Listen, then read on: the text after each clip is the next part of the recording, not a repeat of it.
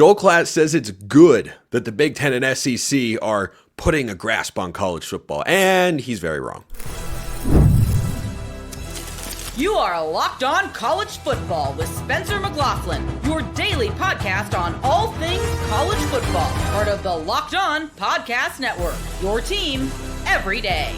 Welcome, everybody, to another episode of Locked On College Football. I'm your host, Spencer McLaughlin. Thank you so much for making this your first listen or your first view every day, part of the Locked On Podcast Network, your team every day and your daily source to stay up to date with the biggest stories in this, the greatest sport on planet Earth. North Carolina is overvalued. Conner Weigman could be a whole new version of himself for the Houston Cougars, all on today's show, which is brought to you by our friends over at TurboTax. Ready for stress-free taxes and the most money back guaranteed? Head over to TurboTax.com today and get matched with your expert. So, Drake, I was listening to Joel Klatt's show recently and heard him say that the Big Ten and SEC putting their foot down on grasping power and influence in college football is a good thing, just because it means they can make decisions, and there aren't enough decision makers in the sport because there's no centralized governing body. Now, on that point, he and I think you as well, agree. No centralized governing body, it used to be the NCAA, but that stopped a long time ago, is not good for the sport. That doesn't mean that the solution or a good outcome is, hey, Big Ten and SEC, do whatever you want all the time. Yeah, Mao Zedong. Hideki Tojo, like whoever roots for the villain in history, but they were, Genghis Khan was powerful, so we must think that they're great for the world. Just because the SEC and the Big Ten are big and bad, and by the way, the Big Ten kind of pays Joel Klatt's, like that's the money in his pocket. Just because that is the case here does not mean that we have to have them at the forefront of college football, making all of the decisions they've made in the last couple of years, or as a direct correlation of major decisions and major pushes they've made, have equaled Texas and Oklahoma assimilating to the SEC. Oregon, Washington, USC, UCLA moving to the Big Ten. When we give them power, when we give them the ability to call schools and say, hey, want to come over? That is when we create the ultimate monopoly of college football, and we expedite the process of a super league. We hear it all the time, and I've become so numb to it, and also accepting of, in 10 years, college football is going to look different because of expansion and realignment. Why would they stop now? And how will it look different? Those two conferences will make continual moves for money, for more money, to create a product that's similar to the NFL in that, hey, all the major brands are here. So any given Saturday, we have Oregon versus Michigan, which is much bigger than Michigan versus Purdue. That is the ultimate goal of the Big Ten and the SEC. And I get it, right? If you or I had put $1 million in stock for Home Depot, we want Home Depot to succeed. Greg Sankey's entire stock's in the SEC. He's going to do what he needs to do, not to keep college football alive, to keep the SEC profitable. So how, if you're Joel Klatt, can you sit in front of a microphone, who I like, by the way? This is like a Pate situation, right? Where you like the guy, you enjoy listening to him, every now and then you hear something, you're like, don't think I agree with that. That's how I feel about this take from Joel Klatt, is that I enjoy your work. Why would you say something so stupid? And to say that it's good that this dictatorship over college football can continue to reign is to say that you want college football to, once again, expedite the process of eating itself alive and taking teams like Wake Forest, Cincinnati, out of the national conversation, out of the fold, and not giving them a fair shake moving forward. I do think that a super league has some upside to solve these problems, actually, if they were to create, as has been like kind of loosely reported or speculated, that they were to create some centralized governing structure that is independent of all the conferences that could just look out for the best interests of the sport. But right now, the conferences are all jockeying for power, and guess what? They're looking out for the best interests of one another. And I'm glad you brought up Home Depot because they build College Game Day. They're not a sponsor here at the network. I just love that particular partnership. Doers get things done. Yes, exactly. They get a lot of stuff done on College Game Day there. But while we're going with historical references here, I was thinking of that iconic line from Winston Churchill that democracy is the worst form of government, except for, of course, all the other ones. Mm-hmm. That's basically where we are left from a decision-making standpoint. You know, the worst thing you could do is have nobody making decisions or, trying to make the sport better. Okay, well, what's the other option? Well, the other option is the Big Ten or the SEC doing it. Okay, so we're just left with all of the other ones here because there is no other actual option. But I think the Big Ten and SEC are acting in their own best interests, of course, acting in their best financial interests, and I just struggle to see how that can manifest itself in being good for the entire sport. It's going to be great for those conferences. They've got those big games now. Yeah. But who's thinking about the fans? That's what I always come back to, Drake. Who is governing in college football or making powerful decisions and saying, hey, I don't know if this is great for fans? Because realignment is great for the bottom line and for conference branding and such. Sure. It's not great for fans, because how easily can you go to road games? Fans of Oregon, Washington, USC, UCLA that maybe used to travel to some other games, you think they're going to West Lafayette? You think they're going to Piscataway? You think they're going to Columbus? No, but before they could go to Tucson, before they could go to Seattle, they could go to Salt Lake City. That's much more feasible. So what I wonder and hope, and this is just the optimist in me coming out that I pray comes to pass one day, is that these leagues say, okay, you know what, let's just make a super league with all the biggest schools, and it's number one, expansive enough to include everyone that it should, and number two, that allows them to actually reset things back to a more regionally driven approach to the sport. Because yes, having more big matchups is good, but you didn't have to make the changes that they've made to get to that spot. Every student should know: 1, be kind; 2, be respectful; 3, communism has never worked for a major country or institution. And that's 1, be kind; 2, be respectful; 3, the more we consolidate college football, the more we kill opportunities for schools like Washington State to build win streaks against USC and UCLA and prove that they're not just a flag at college game day. They belong at the top of college football competing with that. Now, are they Alabama? Of course not. Do they deserve the same coverage as Alabama? You know what? No, because that's life, and life's not fair. You're Washington State, not Ohio State, so take a back seat. But does that back seat include becoming irrelevant? That is the path that we're headed toward if you are, again, Wake Forest or Syracuse, Boston College, Cincinnati, Houston, schools that aren't making the big bucks. And Klatt's point here, what he's really getting at is, for himself as an analyst, for these big TV networks, again, they want to build more matchups between Georgia and Ohio State than they do Washington State and UCLA. And so do I, but you just don't have to make all these sweeping changes to accomplish that. You need some centralized structure to set schedules for everybody the way the NFL does. And what to me we could get to an agreement on is, shocking for us, is in order to do that, there needs to be an equal vote at the table. The Big 12 has to have the same voice the SEC does. And honestly, this is where it gets really controversial. Even the Mountain West, like, have the AAC at that table saying, hey, here's what would be best for the future of college football so we can keep USF alive, Memphis alive, Temple alive. Sure, you might not want to. It's not as good of a TV product, but look, let's allow these universities to still have an opportunity to compete at the highest. I love watching when Coastal Carolina is elite or Eastern Carolina is East Carolina is elite.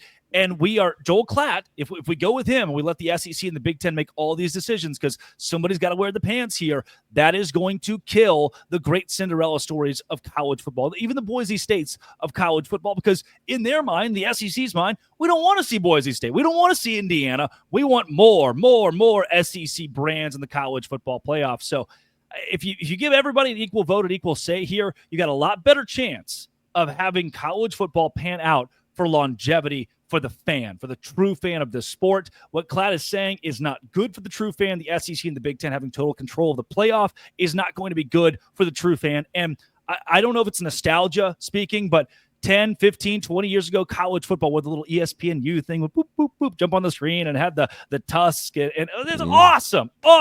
That's an era of college football, the Graham Harrell, right? That feels like, hey. Graham Harrell, Texas Tech, please and thank you. College football's in a great spot here. And today, again, maybe that's just nostalgia speaking. Today, I think we've gotten so far away from it. Yeah, indeed we have.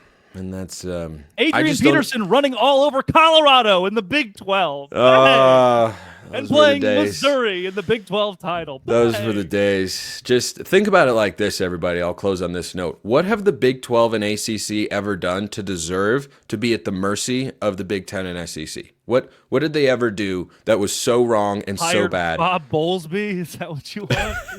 Yeah. Well, if we're blaming bad hires, I tell you what, Michigan has got to account for Rich Rodriguez. So how about that? That's Big 12 head coach Rich Rodriguez, by the way. Drake 12, everybody, as always. We're flipping over to the ACC because, FanDuel thinks that North Carolina could be good. I have no idea where their heads are at. First, this episode brought to you by Intuit TurboTax. Taxes was waiting and wondering and worrying if you were going to get any money back, and then waiting, wondering, and worrying some more. Now, Taxes is matching with a TurboTax expert who could do your taxes as soon as today. An expert who gives your taxes their undivided attention as they work on your return while you get real-time updates on their progress so you can focus on your day. An expert who will find you every deduction possible and file every form, every investment, everything with 100% accuracy. That's what you're looking for. Also, you can get the most money back, guaranteed. No waiting, no wondering, no worries. Now, this is Taxes. Get an expert now on TurboTax.com. Only available with TurboTax Live full service. Real-time updates only in iOS mobile app. See guarantee details at TurboTax.com/guarantees. Is there a shot North Carolina can outperform my expectations and the expectations of many others and be a good team in the ACC? I don't know. Isaac Schade of Locked On Tar Heels is here to discuss that very notion, Isaac. So I was perusing our friends at FanDuel the other day, and this is why this popped into my head. I'm scrolling through win totals in the ACC, and North Carolina is there with a win total of, as you just indicated here on YouTube, 7.5. Isaac, I don't know what's happening at quarterback. I don't know if Bill Belichick is a good coach anymore. He has never coached college kids in his entire life. Why is this win total 7.5? Is the schedule just that favorable? Yeah. Let me tell you some things that aren't on this schedule, Spencer McLaughlin. There's no team named Miami. There's no team named Notre Dame. There's no team named Florida State, although that could be a bad thing. You might love to play Florida State. There's no SMU, right? We'll see if they're good again. Clemson is at home. And so I think a lot of it, yes, is a strength of schedule concern that brings FanDuel to put it at this 7.5, because I was pretty shocked by that number too, quite admittedly, for a lot of the reasons you just said, right?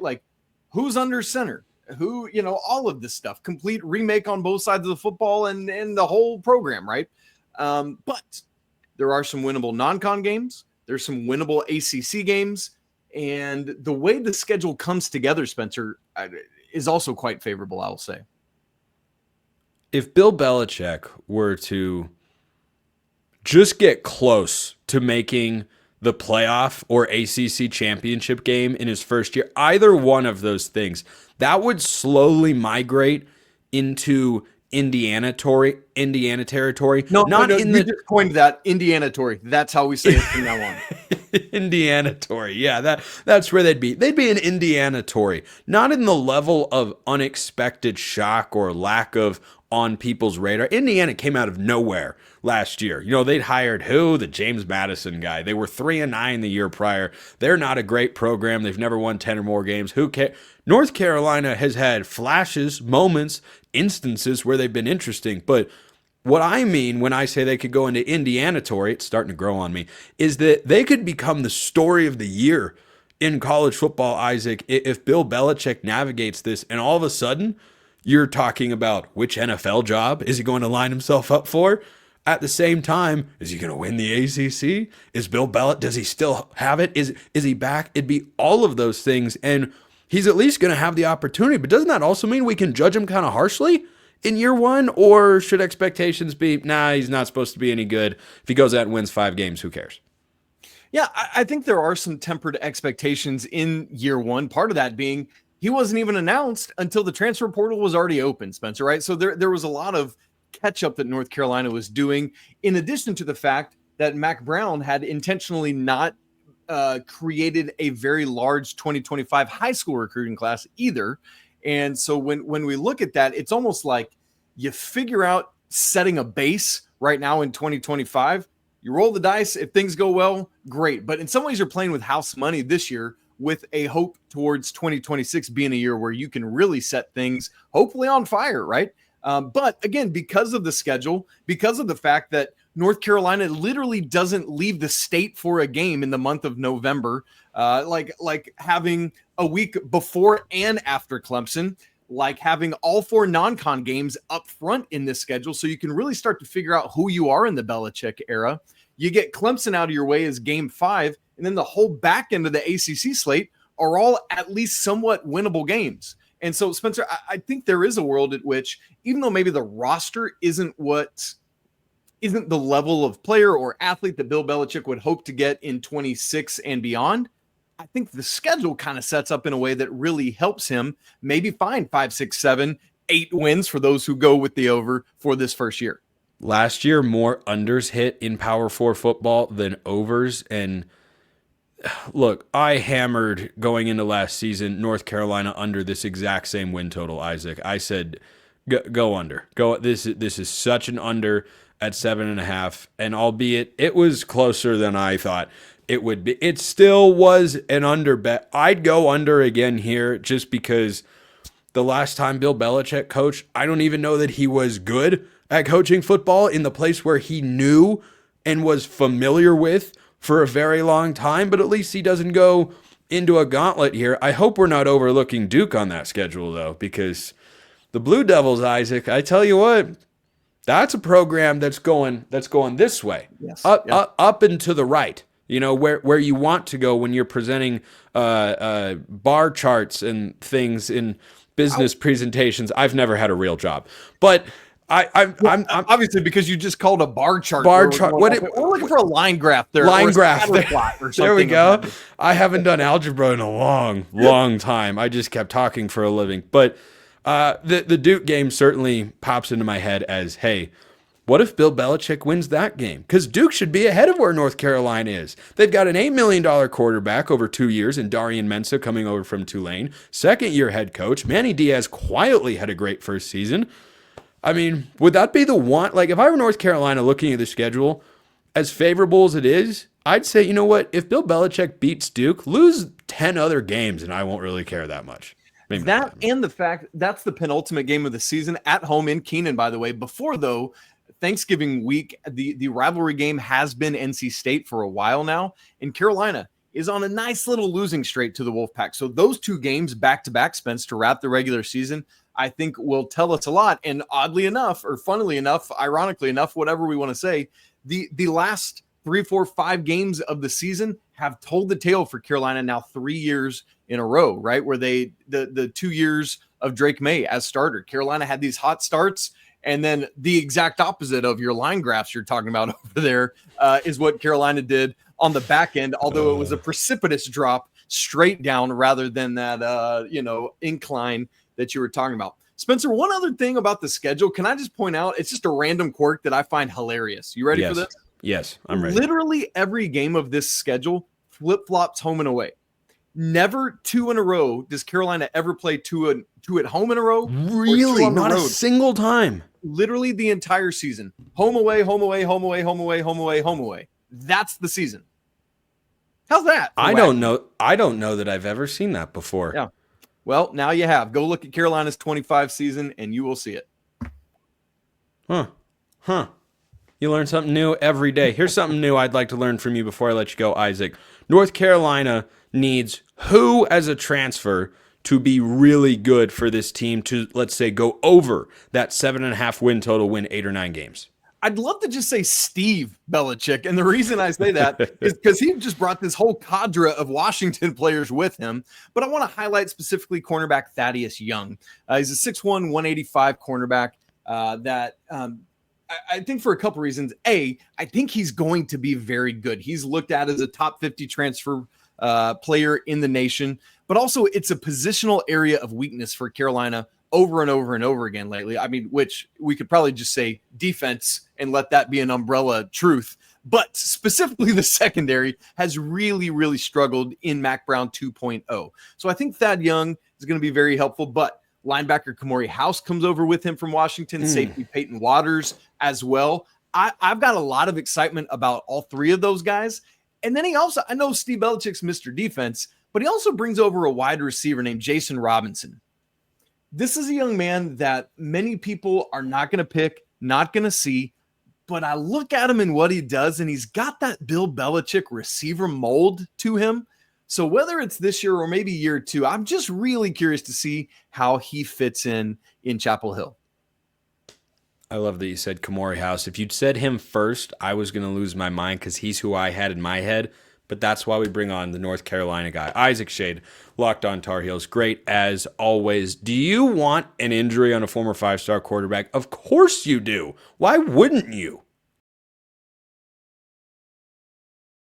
First, this episode brought to you by Factor Meals. Looking to optimize your nutrition this year? Factor makes eating well easy with chef-prepared, dietitian-approved meals that are fresh, never frozen, and ready to heat and eat in just 2 minutes. With 40 options across 8 dietary preferences every week, you can customize your meals to fit your lifestyle, whether it's Calorie Smart, Protein Plus, or Keto. Plus, Factor even offers wholesome smoothies, breakfasts, and grab-and-go snacks to keep you fueled all day long. I have a busy schedule, and sometimes food prep is exactly what I need, and that is what Factor's here to do, to help people like you or me that have got busy schedules that don't always have time to cook. Eat smart with Factor. Get started at factormeals.com/LockedOnCollege50off and use code LockedOnCollege50off to get 50% off your first box plus free shipping. That's code LockedOnCollege50off at factormeals.com/LockedOnCollege50off to get 50% off plus free shipping on your first box. Go check out Factor Meals today. Is Conner Weigman about to be unlocked because he's fully healthy? I mean, you never know. Parker Ainsworth, Locked On Cougs, joining me here. Let's talk Houston. That's a Big 12 school for those of you that have forgotten. And an article came out recently, Parker, that Conner Weigman, last time he was on the field, was battling an injury the entire time, and now isn't as much. What can you tell us here? Yeah, so he took a bad injury in his upper body his first season as the starter, and had to sit and apparently just hated it. Like, sat there on Saturdays and just was like, this is miserable. I'm sitting here watching my guy, like, I can't do anything about this. So when he hurt his AC joint last season and was like being told like, hey, you should probably have something done to that so you can come back healthy or whatever. He goes like, I can't do that all over again. What else are like, what other options are there? And it sounds like he like shot himself up, like not shot himself up, but got shot up with Toradol every week to get out there and play, alter his mechanics even a little bit to be able to like actually get the ball down, like the downfield that extent that he could. And like was really pretty hush hush about it because he like didn't want to draw attention to himself. He's not that kind of a guy. Right. And then ultimately, once he ends up like going through the season, he gets replaced. The fans turn on him a little bit there in Aggie land, as they are prone to do. And I think that's all very natural when you don't know he's playing hurt, right? Like we saw, like Cleveland turned on Baker Mayfield. Like these things happen, right? The deal is that he was like, well, I'm just going to get out. Now in college football, you can just get out of there. And so he entered the transfer portal and looked at a couple options. Ultimately, very literally came home to Houston, right? He's from, I went to high school in the Houston area, and his dad played for Willie Fritz back at Sam Houston a long time ago. Like there's just a lot of connections here, and he took an unofficial visit and committed like then. He was like, yeah, no, I'm coming to Houston. Like, this is going to work. And there's a lot of people in the program and around the program that feel like, hey, we just landed a 5-star quarterback. Like, look, why is no one talking about this? It's a 5-star quarterback coming to Houston. He was, I think it was, some people had him as third, some people had a second quarterback in the class at a high school. And it's a big deal. It's not something Houston typically gets. We can talk about Keyshawn Henderson too in 2026. So that's down the road a little bit. So no, people are excited about especially with the latest news that CBS reported first, the healthy version of Conner Weigman's got a lot of people excited. Do you think the healthy version of Conner Weigman? Well, let's backtrack for just a moment. Most people listening to or watching this show are probably not medical professionals, Parker. So based on what you've been able to discern and what's been reported, how big of a change do you think this could make? Because he wasn't necessarily bad at Texas A&M, wasn't great either, but I mean, is this going to be a different looking player? Because he has a little bit in his throwing motion from what I've seen. He's got a little bit of the Phillip Rivers in him, where like it's it just doesn't have, some big giant windup or anything. No one actually throws exactly like Phillip Rivers. It's only one of those. Yeah. Just so we make that clear. But do you think that this unlocks Weigman and Willie Fritz has now got, one of the 2 or 3 truly most talented quarterbacks in the Big 12? Well, so I will say I teach history, not science or biology or anything during the day, right? But I do think that when you look at the way he played A&M, the deep ball didn't have a lot of zip on it. And you start talking shoulder joints and stuff like that, there may be something to that, and not being able to push the ball quite as far downfield, especially when you have A&M has a lot of talented receiver, and they're an SEC school with all the SEC and NIL dollars and all that kind of stuff. And so I think there's something to that idea of an AC joint injury inhibiting some of that, even if you're on a bunch of Toradol. I certainly will tell you this much: the staff thinks so. The staff is in love with what they got out of the guy. We're both on and off. They love that he's a presence in the locker room that just brings a different level of confidence, I think, than they've had at that position in a little bit. People like him a lot, and so taking them at their word on that, I think that may be a good enough, better difference than anything else, right? I mean, confidence can go a long way. So with Houston trying to take that next step, which is maybe the most common offseason phrase in college football, you used to talk about a team, coach, player, program, whatever, next step material. Houston has to have more than just a healthy and thriving Conner Weigman, because he is but one guy of 22 plus special teams that will regularly be on the field for the Cougars, of course. So I'm on a mission, Parker. I've been on a mission here on the show to find every team's most important transfer, and I need your help with that. So you give me the guy that pops in your mind when I say the top transfer, and there's another portal window opening in a few weeks. This could change for some teams. You never know. But right now, Parker, who is the transfer that's got to be absolutely awesome from the moment the season kicks off for Houston to take that next step and be an 8-9 win team? I think film nerds are going to tell you it's a guy named Harvey Broussard, comes up from Louisiana Raging Cajuns, wide receiver, 6'3", and just dominated that level of football. Wanted to come play at a bigger conference, bigger level of football, etc. I think the more impactful transfer, though, just because of what they need, is going to be a kid named Mackenzie Agnello. He played at New Mexico. He was an all-conference performer there on the offensive line. And honestly, he played at some point in the last 2 seasons at 4 of the 5 spots. I guess didn't play both tackles, but at 4 of the 5 spots on the offensive line. I don't know which he will start at for Houston, but he's a starter when he shows up. And so based on what happened last year and some of the leaks and holes they had in protection, he may be the most impactful guy, even if insert random offensive line position is not the sexiest name, especially when you factor in Conner Weigman has been hurt twice in this many years. You got to keep him upright. One team that comes to mind with that career trajectory is Washington from a couple of seasons ago with Michael Penix. Penix was at Indiana, and you know what? When he played, he was great, but he couldn't stay on the field, and he just wasn't able to avoid that injury bug, and he was running for his life all the time, and he wasn't a super mobile guy. Then he goes up to Washington, and the questions asked by people such as myself were, well, is he going to be able to stay on the field? Because I haven't seen him do that. And if Conner Weigman doesn't stay on the field, well, Houston's probably back into, at least I presume, unless you got a dynamite backup quarterback that you really, really like in there, you're probably back into, we'll build on something for next year. But then Penix plays behind one of the best offensive lines of college football. All of a sudden, he blossoms and is a top 10 pick in the NFL draft. Not saying that happens for Weigman, but that's the sort of transformation you're looking for here, right? Yeah, it's keeping them upright. They brought in, they first of all returned their one decent offensive lineman from last year at the center spot, and they brought in 5 new ones as well.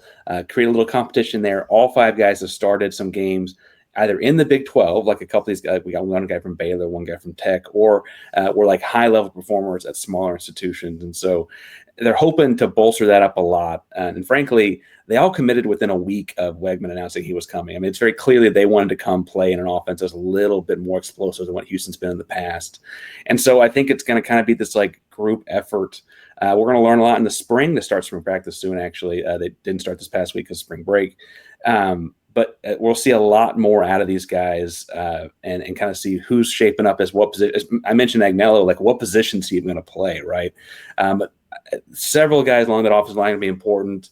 And Weigman brought an energy, I think, to the program's offense that was very much needed after a couple of years of not a whole lot of touchdowns. Parker Ainsworth, Locked on Cougs, trying to see more touchdowns in 2025. That's all he wants. Houston, that's all he wants. He just wants more touchdowns. Appreciate you for listening. I will see you next time. And until then, hope you have a wonderful rest of your day.